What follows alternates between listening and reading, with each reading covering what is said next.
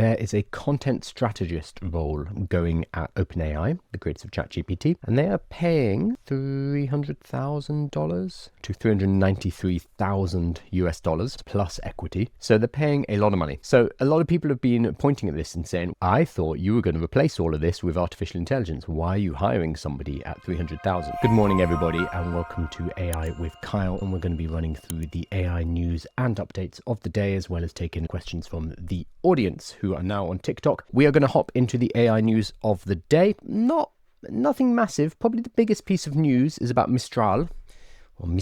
They've just raised, what series is this? Is a series C? Mistral have agreed a 1.3 billion euro deal. So the Dutch chip equipment maker ASML and the French artificial intelligence champion have agreed a $1.3 million deal. The ASML company, they're a chip creator, are investing 1.3 million into Mistral, forging an alliance between two of Europe's leading technology companies at a time of heightened concerns over reliance on US big tech groups. Mistral is really the only competitive European model. I say competitive, I don't really know of many people who use it. It has a really good position in that it's in the EU, and the EU has the EU AI Act, which is has already begun to have an impact in what artificial intelligence can be used. So Mistral is in a really good position to place themselves as the primary AI within the EU. That said, we also had news that the EU is thinking about investing in their own large language model, so building a large language model for the EU specifically. Don't know why they're not working with Mistral, because Mistral have been doing this for a few years and have a solid model. If we hop over to artificial analysis, let's have a look and see. Let's see where Mistral currently lands.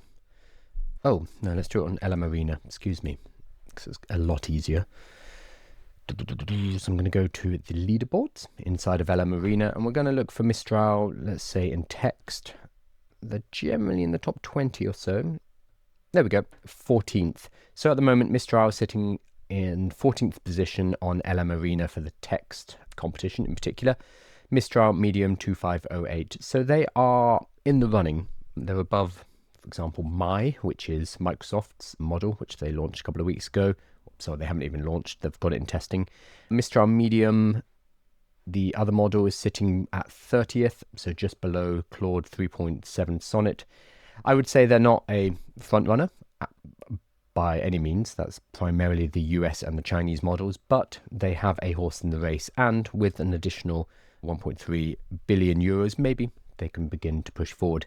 But put this in the context of Anthropic's recent raise. So Anthropic, the creators of Claude, last Monday, so about 8 days ago, confirmed that they had raised an additional $13 billion, so 10 times this amount.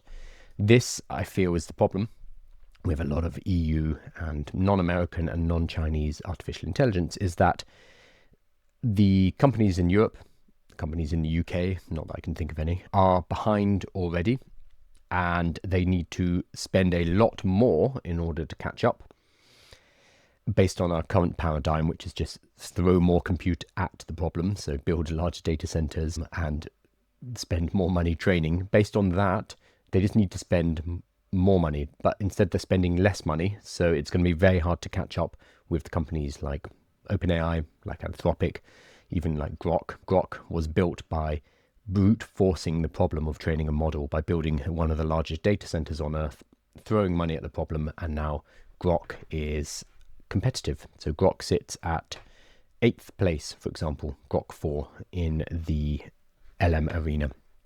So unfortunately, 1.3 billion euros, a huge amount of money, massive amount of money. But the scale of what we are now talking about in terms of training models, building data centers, etc., means that $1.3 billion is probably not enough to sustain, and it's certainly not enough to catch up. So great that there is some movement, but based on the current economics of just spending your way to a better model, this is not going to be sufficient unless they can come up with a better way of training that doesn't require as much compute. That's a big if, an extremely big if. Anyway, congratulations for Mistral. They've raised a total of 1.7 billion in euros in their latest round of funding, valuing the 2-year-old startup at nearly $12 billion. So again, fantastic, but we have to put that in the context of the other companies OpenAI, Anthropic, DeepSeek over in China, because it's generally not enough just to be as good or slightly worse than your competitors in the world of AI, because people just won't use your model. And then you won't have customers and you don't have any chance to get into profitability. Not that anyone is really profitable at the moment. I'm going to hop over to some questions.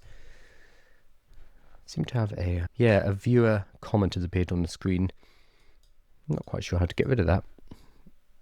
I think it's gone. Tell me if it's not gone over on YouTube. It's actually a really good comment. It's from my build in public stream, but it was from the build in public stream yesterday. Somebody suggesting that I add YouTube thumbnails to my piece of software when it generates lead magnets. So I'm going to actually go ahead and do that. I forget who said it, but it was a really good idea. So after this stream, I'm going to do another stream where I am working in Lovable to create a piece of software from scratch over 30 days.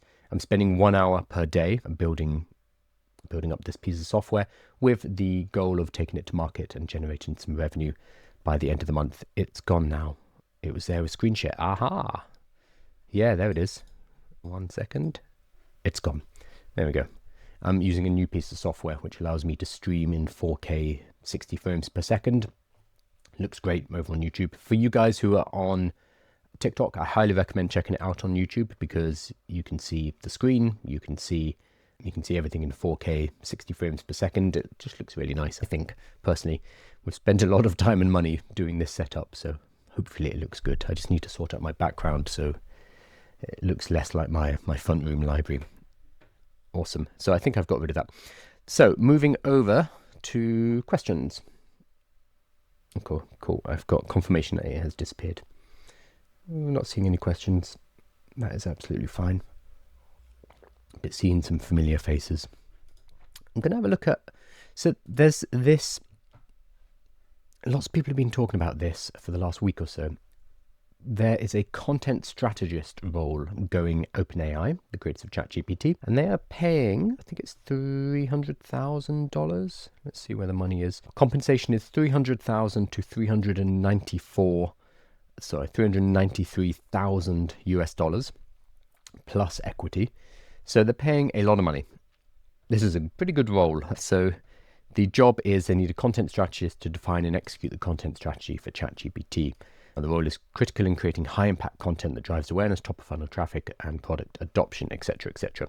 So a lot of people have been pointing at this and saying, I thought you were going to replace all of this with artificial intelligence. Why are you hiring somebody at $300,000? I think this is missing the point a bit. There are different gradations in jobs.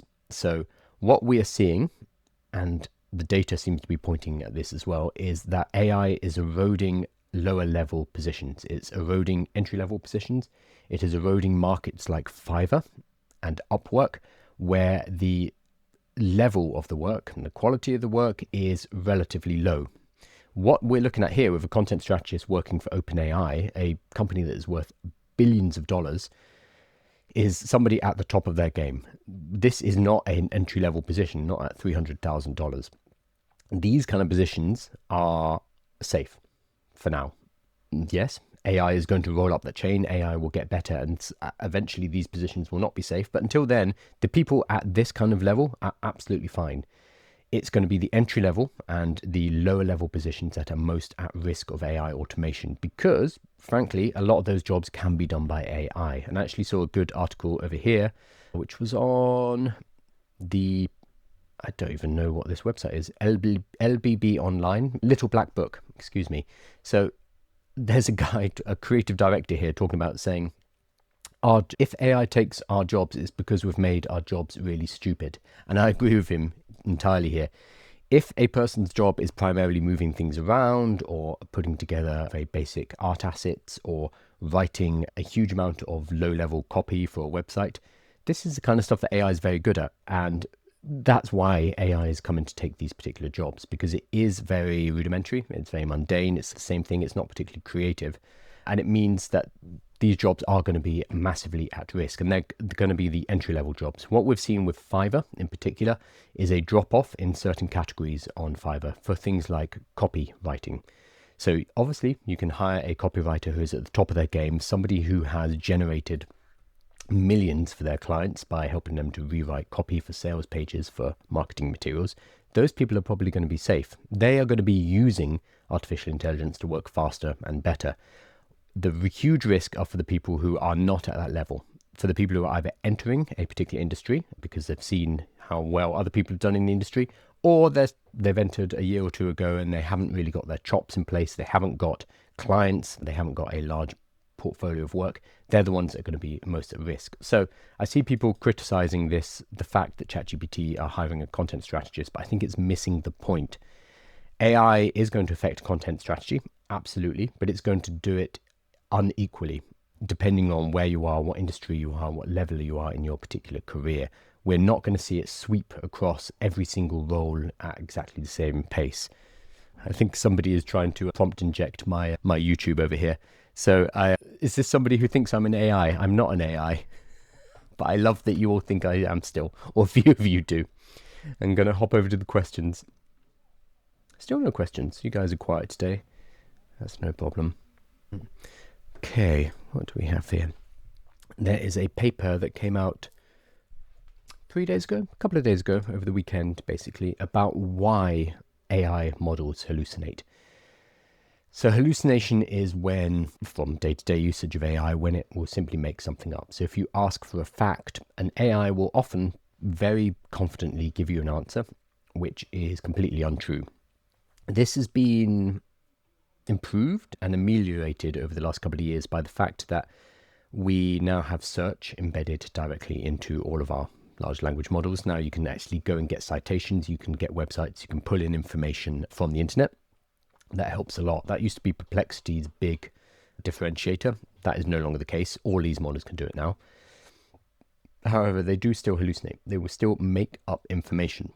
And this paper, which has just come out from OpenAI, it's mainly from OpenAI and a guy at Georgia Tech, is talking about why this might be the case.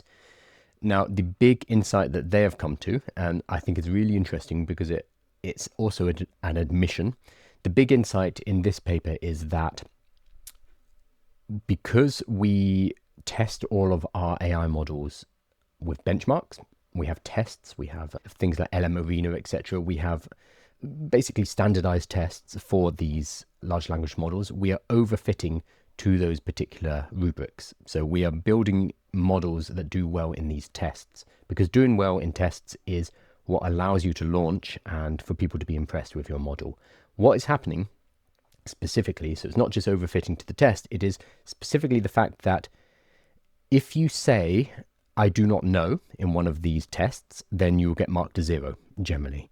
That means that these models are disincentivized from saying, I do not know the answer to that. And instead, they come up with something plausible sounding that may be right, which allows them to score better in the tests. So the fact that OpenAI has put forward this paper, they've published this paper, paid for the research and gone ahead and published it and are now promoting it, shows that they know that the benchmarks, that the testing, that releasing all of these kind of metrics before you launch is harmful. It's harmful for the industry because it means that the AIs will never tell us that they don't know because they get a 0 score. So what they're suggesting in this paper is we need to change those tests, or we need to stop relying on the tests quite as much. So it's a bit like a student who is prepared for an exam. They cram everything into their head. They know exactly how to answer questions in a way that gets them points, but they're not actually learning anything. They're not actually improving themselves. And as soon as they're out of that test chamber, they stop thinking. Test chamber, we don't call it that. The exam hall. Test chamber is very scientific. We're seeing the same thing with large language models. So we need to change the metrics. We need to change the tests that we put them through to allow for I do not know answers, or even to reward I do not know answers when the answer is not known. So I think this is quite an important paper because it will change how we think of intelligence, how we think of what is a good model and what is not a good model. Because recently there were examples of GPT-5 coming out with answers which were, I don't know the answer to that. And that was seen as a breath of fresh air. So instead of making something up, which generally a model would do, it would just say, no, I have no idea. I do not know the answer. And then it would point you in the direction of where you might find out that answer. I personally prefer that. And I'm sure a lot of people would, because it allows us to use these models more confidently, knowing that it isn't just making stuff up, which is one of the major and very real problems with large language models right now. So I think this is incredibly refreshing. Not only that they've worked out what is going on and they're asking for changes, but the fact that they are admitting, OpenAI are admitting, we, including OpenAI, we as an industry, we have been focusing too much on these tests and focusing too much on making sure we do really well in these tests. We need to relax on that and focus on what is most useful for the user at the end, rather than what's good for the test, which I think is incredibly refreshing.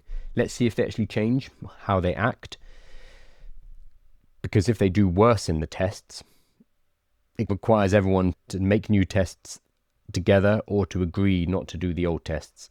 So it's going to be a bit of a shift moving forward. We'll see. It's refreshing to see, but I don't know if it will actually change anything yet. Hi Fruit, you probably think you have an AI helper in the YouTube chat window. No, that's my business partner in the YouTube chat window. Yeah, somebody put in text green game over with some, I think they're trying to put something. Oh wait, no, it's probably an emoji based on the formatting. Anyway, who knows? I did have somebody who would always turn up in my TikTok chat and tell me that was an AI, like every morning. She seems to have stopped now. So I don't know if I proved it or maybe just fully believes that I'm an AI and is not wasting her time anymore. Whatever. Both are fine. What do we have? Oh, this is not news, but something that I wanted to flag up. So there's a website called conspicuouscognition.com. I managed to say it correctly, by Dan Williams. And 2 days ago, he has put out a new 10-week syllabus and readings. And I believe he's also doing live sessions as well. It's called The Philosophy of Artificial Intelligence, a 10-week syllabus and readings. Can computers think and feel? Will super intelligent machines cause human extinction? How will advances in AI transform democracy, society, the information environment, and human relationships, etc.? By Dan Williams. And he's put together a reading list. He's put together all the articles and the videos that you should be watching. Week 1, for example, is AI, History, Core Ideas, and the Turing Test. So essentially is Computing Machinery and Intelligence by Alan Turing. Chapter 1, What is Artificial Intelligence in AI, Its Nature and Future, by Oxford University Press. And then a bunch of YouTube videos, including the excellent videos by 3 Blue, 1 Brown, which I'm always recommending. What is a neural network? Gradient descent, how neural networks learn, and large language models explained briefly. Even if you're not going to do this whole 10-week course, definitely check out 3 Blue, 1 Brown. I always say it wrong. Over on YouTube, if you want to understand how large language models and how machine learning and neural networks is actually working and get an intuitive idea. Really good videos. And then this 10-week course basically goes on. Week 2 is the meaning and possibility of artificial intelligence, so defining the different types. Week 3, the meaning and possibility of artificial consciousness. Week 4, will artificial intelligence kill us all? Love it. Week 5, a normalish technology or a scary alien species. Week 6, AI, society, democracy. Week 7, AI, misinformation and the epistemic commons. Ooh. Week 8, AI and work. Week 9, social AI, chatbots, friendbots and sexbots. Okay. Salacious. Week 10, technological determinism and our AI future. So it's a 10-week syllabus. Lots of reading, lots of watching, but they are also, I think he's doing live calls, and I believe it's free. I'm not sure, but I highly recommend checking this out because I've gone through the list and it looks like a really good set of resources. So it is, again, it's at conspicuouscognition.com, or no, I was going to say you can probably Google Dan Williams, but that won't be enough. So Google Conspicuous Cognition and it should pop up. And he published this a couple of days ago, so this will be easy enough to find. I'll also put this in the newsletter. So the newsletter comes out tomorrow, connected to this particular live, and that has links to all of the things I'm talking about, as well as my thoughts in text. So it's a little more, I'm not thinking on the fly, but instead you get to read something that's a little more structured. And so if you want to get that, make sure you are signed up. There's a link in my bio and it is totally free to get that. And I'll put the link for this Conspicuous Cognition in tomorrow's issue so that you can find it, because it looks really good. And I think I probably will do it. What I might do, because I'm a glutton for punishment, is I might live stream some of the information as well. Cool. So definitely check that out. And if you're not going to do the whole thing, check out the videos by 3 Blue, 1 Brown, which are just amazing. User 699944, I think you asked this yesterday, didn't you? Will AI consulting and implementation always be valuable even when implementation becomes so easy? Yes, because people don't necessarily know what they need to implement. So your job as a consultant is to go into a business and help them marry what their business needs are, what problems they need to solve with artificial intelligence. Also, don't overestimate people's level with AI. Gosh, there are some people who can't use Excel still after years and years. So this stuff's relatively new. We are in a small bubble. If you're watching a live stream with me, some British geek sitting in its front room talking about AI, you're in a percent of a percent who actually pays attention to this kind of stuff. So when you go out into the real world and you talk to business owners and you talk to people in businesses, they don't know what's going on. So there is a window. Obviously, that window will close as AI starts to be easier to use and placed within existing software. But you have a good couple of years. It takes a long time for this kind of stuff to filter through and filter down into businesses. And even then, what you are paying for when you hire a consultant is an outsider's view. So a lot of the stuff that consultants can do could be done internally within an organization, but it's not done. So what a consultant gives you is it's an outsider who can come in and look at your processes with a blank mind, a tabula rasa, and say, okay, these are the things we need to change. And then they're going to apply artificial intelligence on top of that. So even when AI becomes more and more prevalent and building becomes easier and easier, what you're still providing is that valuable service. So as long as that is the case, there's going to be money to be made. I would also not worry too much about longevity. Nothing right now. This sounds dark, but everything we do is on a timer. With artificial intelligence in play, all jobs have a longevity deadline at this point. We don't know how long it is, and it's going to be different for different jobs. Physical jobs, for example, are going to last longer because our robotics is behind. But everything is on a ticking clock right now. I would say don't worry too much about finding the perfect thing because we don't know. We do not know what the future holds. I would just get into action as fast as possible and start to make money, start to secure an income and be ready to pivot for whatever happens. That's going to be more important than flexibility. Flexibility and being able to change to what's working this month, this year is going to be more important than finding the perfect thing because we do not know what that is. We do not know what is going to be valuable 10 years from now because of artificial intelligence. So right now, what you can do is you can use that uncertainty to make money. So I go and give workshops to businesses. I charge about $2,000 an hour. That's my kind of base. The most I've charged is $4,000 per hour because there is uncertainty and because there is chaos right now. That allows you, as somebody who knows about this stuff, as a consultant, as an expert, as an advisor, as a teacher, an educator, that allows you to make good money for now. Will that be the case 10 years from now? I don't know. But I don't know what any job is going to look like 10 years from now. So all you can do right now is focus on what you can control, focus on the now and move forward on that as quickly as possible, being ready to pivot for whatever is coming. And it's a lot easier to pivot once you have cash reserves, once you have clients, once you have a business in place. It's going to allow you to move into those other places much faster. So another question. It's because you're too good to be true, my man, lol. I wish it was that, but thank you.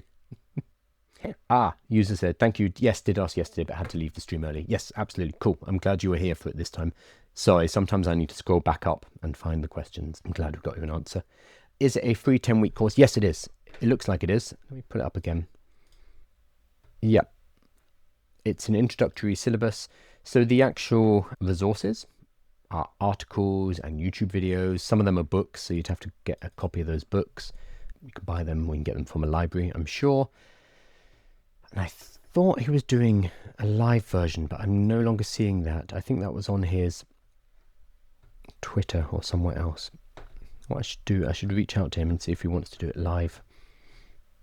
That'd be fun. But yes, the articles, etc. are all free and that's self-paced and it's at conspicuouscognition.com. But that will be self-study. That's basically reading. What I might do if I do this course is I might set up like a group where we can discuss this and we can do it like a reading group. That would be really fun. There's quite a lot here, so it's only for people who are really quite serious about this. But I think that would be really fun because the content here looks fantastic. I say this as if I'm not already extremely busy, but why not? I'm starting as an AI consultant, but feel I'm lacking business understanding. Any good resources? Yeah, so I have an MBA and I've started multiple businesses over the years. Starting and running a business is probably the best thing you can do. In the meantime, and I say this as somebody who has an MBA, I wouldn't get an MBA now. Don't do that. There's a really good book called The Personal MBA by Josh Kaufman. It's a hardback book, or I think there's a paperback version, but there's also everything is available free online. If you look up The Personal MBA, Josh Kaufman, really good, really good. And I say this as somebody who studied this stuff formally. I would recommend people just get that book instead and work your way through it, and you start to apply the concepts while you build something. Ultimately, building your own business is the only way that you really get this kind of experience, but it depends on who you want to consult with. If you want to consult with, let's say, healthcare, for example, you do really need to get into the healthcare industry and have some experience. Otherwise, you're not going to be very useful. So generally, I would recommend consulting, advising, providing services of any type in an industry that you have some experience in. If you do not have any experience in it, there's a guy at Y Combinator who talked about this recently. He called it, he came up with a funny name for it, like covert embedding or something like that. But basically he was saying, go and get a job in that industry for a few months, and then at least you can see what kind of problems they run into on a day-to-day basis. And then you step back and you help build an AI automation solution to help them cut through those problems. He came up with some silly name for it, but it was basically get a job. Get a job and be inside, and then you can work out what the problems are. Otherwise, if you have AI expertise, but you don't have industry expertise, you could partner with somebody who does have expertise within a particular industry, an industry that you want to target, somebody that has connections, somebody that's able to get you in the right places, into the right meetings in order to make those sales. That person would probably be your kind of business arm. If you do the technical part, you find somebody who can do business, who can do marketing, who can connect you, somebody who has industry experience, and you work together. That's the other way to deal with it. Yeah,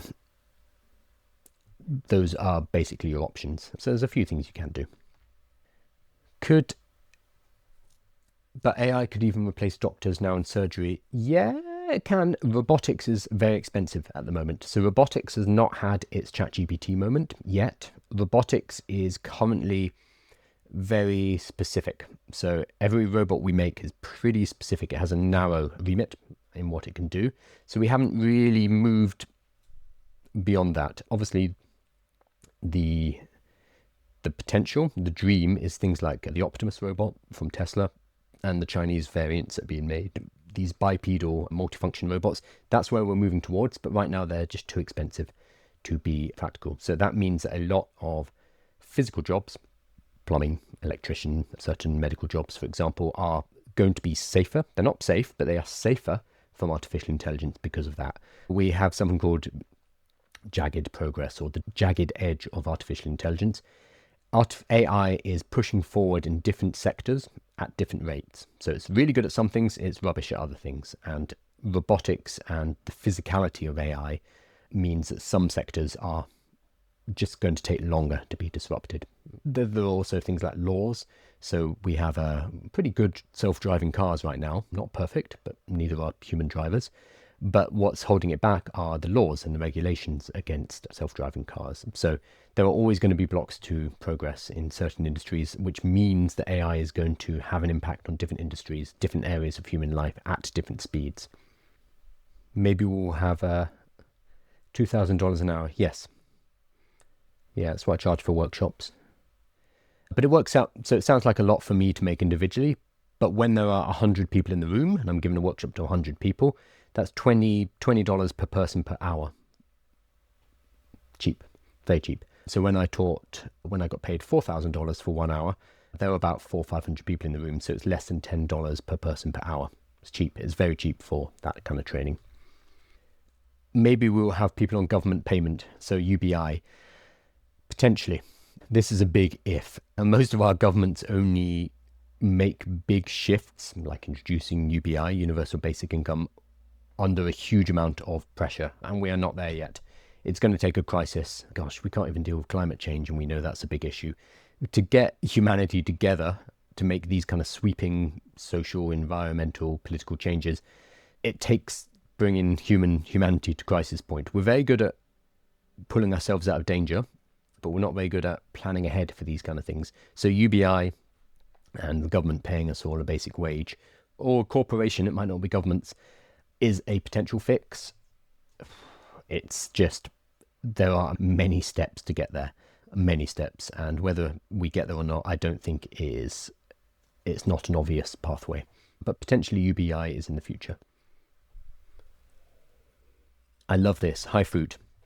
I see it more as skills and knowledge building time, so right now, while the dust is all up in the air, and then you can implement that to have something that will have more stability and longevity. I love that.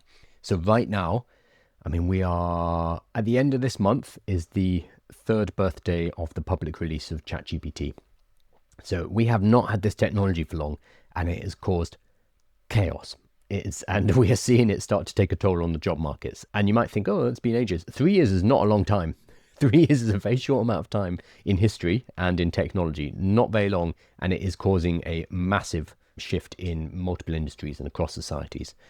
So right now, what 5 years, 10 years, 20 years from now is going to look like is really hard to predict. And anyone who says they know what's going to happen, they're either trying to sell you something or they're thick, basically, and they're being arrogant and saying that they know what's going on. I think it's too chaotic.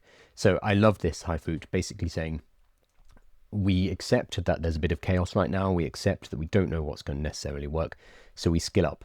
We make sure that we are ready and we are flexible and we're able to deal with whatever happens. And that means learning, that means being prepared, that means getting ourselves ready, basically. And then when we see an opportunity, we go all in on it. I think that is probably the play right now. It is so hard to say to somebody, no, this is what you should be studying. This is going to be the skill of the future, because we don't know. We really don't know. Otherwise, it's too unpredictable and could invest lots into something that becomes redundant. 100%. As with agents, lots of people came unstuck when it was rolled out to all. Yep. So that man about place, what fundamentals do I need to start my journey to LLMs and AI mastery? For want of a better word, it depends what level you want to work at. So you can use AI on a daily basis as a user. That's one way to use it. For that, just start using it, honestly. Above that is using artificial intelligence to build.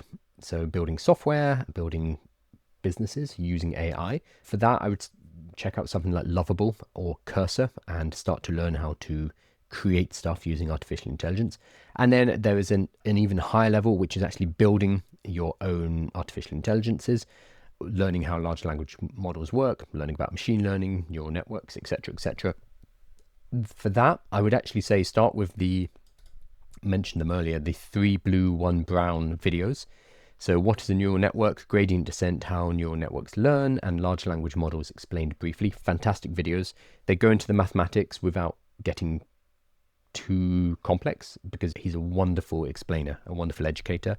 I'd also check out pretty much any video about Andrej Karpathy. He's done a couple of longer form YouTube videos, but they're about 3 hours long each, talking about the architecture and how these machines work. And then I'd also check out deeplearning.ai, which has a huge number of courses. They are free and you can start to study from there. So there's a lot of free resources out there. Also, don't underestimate this. Ask ChatGPT. So you take that question, hey, this is what I want to do. This is my goal. Help me with a learning plan. And ChatGPT will be able to help you with that. You can also stick it into, what's it called? Learning mode, tutor mode. I've forgotten already. I haven't used it enough, obviously. And that will help you to master concepts. So use AI to learn about AI, 100%. But first you need to work out what it is you want to do and what level, what depth you want to go to with artificial intelligence. Because you don't need to know about all the mathematics. You don't need to know about the deep machine learning of it all to be able to use it. So you need to have a think about what level you need to go to in order to reach your goals. And that's going to be different for absolutely everybody. Cool. Just going to hop over. What have we got? I wanted to talk about this. Yeah, I wanted to talk about this Control AI poll. So I'm nothing if not balanced. I try to be when I talk about AI. Obviously, I'm very pro AI. Otherwise, I wouldn't be doing these kind of shows. I think it's exciting. One of the most exciting technologies I've ever seen. But it's useful to step outside of our bubble sometime and see what is going on and what the general public think, see what other people think. Like right now we have hunger strikes. The Anthropic hunger strike, I think, is on the 5th or the 6th day. So pretty rough for that guy. And I think the one at Google DeepMind, I think he's on his 5th day. So there are people out there who are not as excited about this technology, and it's important to understand why and to see where people are coming from. So there's this new study. So Control AI, I don't really know who. It's a UK based group. There's Pause AI, there's Control AI, there's a whole bunch of kind of anti-groups. So Control AI did a survey, and they did it specifically. They didn't do it just with their members, because that would be not very helpful, because they wouldn't be very pro AI, let's put it that way. But they did it with, here we go, YouGov. Actually, no, I think they're just covering a YouGov poll. So all figures, unless stated otherwise, are from YouGov PLC. Sample size 2,344 adults. It's okay, it's not the worst. Sometimes you see studies and it's like, we asked 22 people. That's not going to work. I'd rather this was hundreds of thousands, but 2,000 is okay.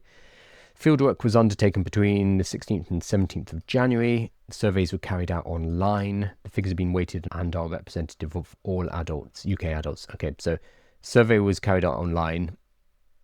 I'd really want to know where that was pushed. They don't actually tell us, which is a little bit worrying, but still, let's have a look at it and let's in good faith, assume that this is statistically valid. That's always a question though. So our latest poll in partnership with YouGov found that British citizens overwhelmingly favour halting the quick development of superintelligence, 73%, particularly through empowering the Artificial Intelligence Safety Institute as a regulator, 74% supporting. Specific interventions championed by Control AI that found widespread support include a licensing regime, 71% supporting, a safety regime for AI development, 87% supporting, and monitoring large compute clusters, 76% supporting. Okay, right out of the gate here, I am surprised that if they went to the general British public, that people know what superintelligence is or know what large compute clusters are. Okay, this would be my first concern here, where if you go out into the street and say, hey, what do you think about superintelligence? Are you for or against it? Most people are going to be like, oh, that sounds a bit scary. No, I'm not for that.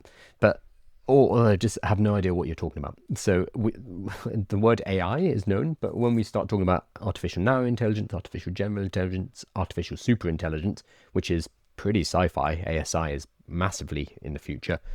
Most people in the street, most people you ask with these kind of surveys won't have a firm grasp of what that is. So let's see how they actually do the questions. Let's have a look. Here's the ASI one.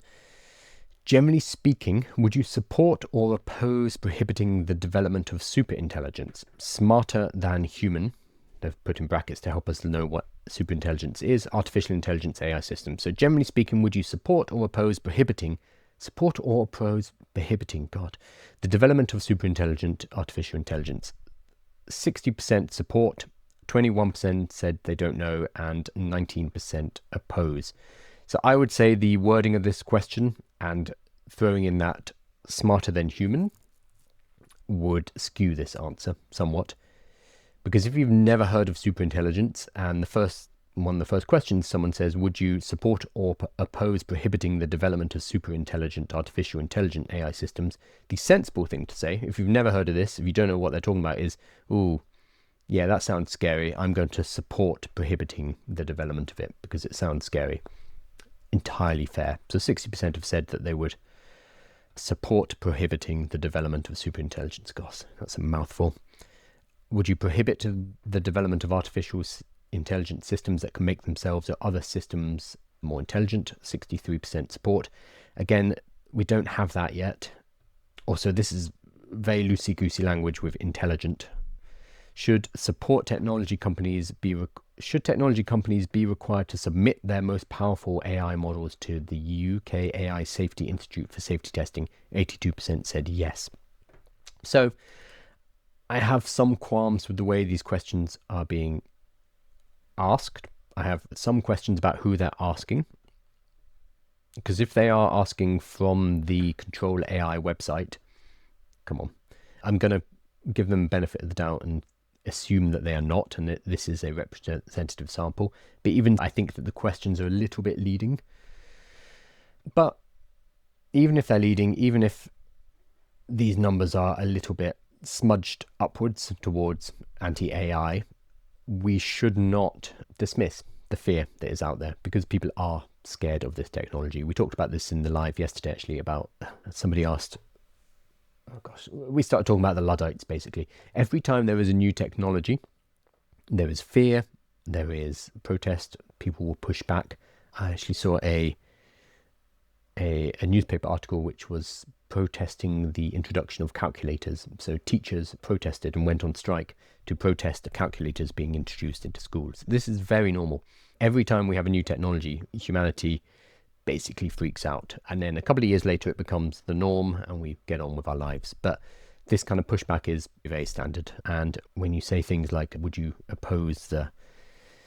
prohibit the development of superintelligent, smarter than human AIs? Of course, people are going to say, yes, I support prohibiting that, because it sounds terrifying and people are thinking about Terminator. Anyway, I thought it's worth looking at. Have a look at Control AI. There's Control AI and Pause AI. I think it's an important discussion to have. What I have noticed is that these groups are not very popular. They have not picked up a huge amount of popular support. The hunger strike from the Google hunger strike, I noticed that the first tweet about the hunger strike picked up 1 million views. So that made the news. The second tweet, so day 2 of the hunger strike, was down to 20,000. No, sorry, let me pull it up. Hunger strike. I think his name's Michael Trazzi. Yeah, found him. Let's have a look. So his first tweet got 1.4 million views. That's big. That's a huge amount of public interest. Second got 27,000, so it dropped off. Third got 8,000, and then day 4 is at 4,000. So it very quickly left the public consciousness or people caring about it, at least on Twitter. And when you look at something like Pause AI, the organization, which is on Twitter, they just don't have that many followers, really. They have 4,000 followers. Let's look at Control AI. Maybe they're not on Twitter. Control AI has 16,000, which is better. But yes, I'm not sure how well these groups are controlling the narrative here. It feels like they're sticking a finger in a dam and they're about to get flushed out. But that's me. Obviously, I'm very biased. I'm positive on artificial intelligence, but I commend their effort. Absolutely. Cool. I'm going to hop over. I'm going to answer some questions and then hop over to the other live. So I'm building in public. That man about place says, thank you. I'm not a dev, but understand principles. Am I disadvantaged in learning this stuff? So previously it was asking about how do I learn about AI and large language models. Being a dev helps because it's the language of computers and it allows you to create products. It allows you to create artificial intelligences as well. If you are at that root level trying to build AIs, then you need mathematics and you need to be able to code. There is no way around that. We cannot use AIs to make new AIs yet.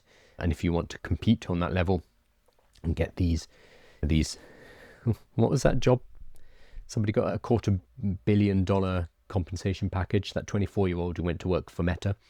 Those kind of opportunities are only open if you are a dev, and a master level dev and mathematician or physicist at this point.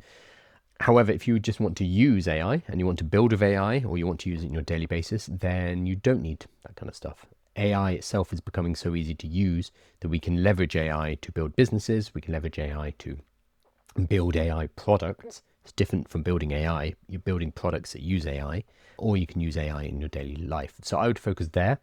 It's fascinating to learn about how large language models work, but it is not required to use them in the same way that we use the internet every day, but we don't necessarily need to know about how the internet works.